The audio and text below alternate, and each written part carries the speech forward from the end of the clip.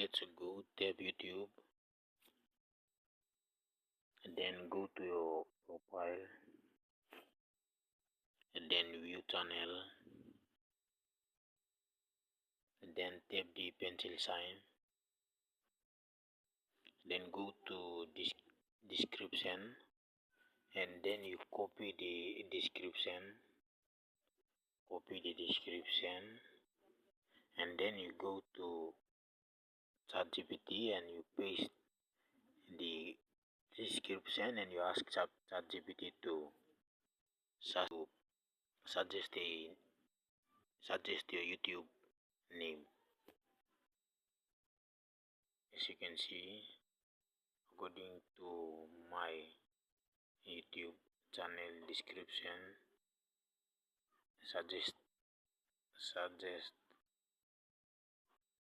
a name for my YouTube channel.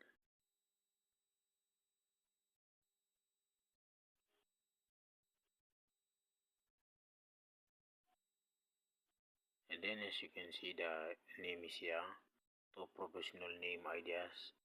The name ideas are given: the one creator, grow tab, YouTube mastery lab, monetize, media academy, and you can choose one of those names. Thank you.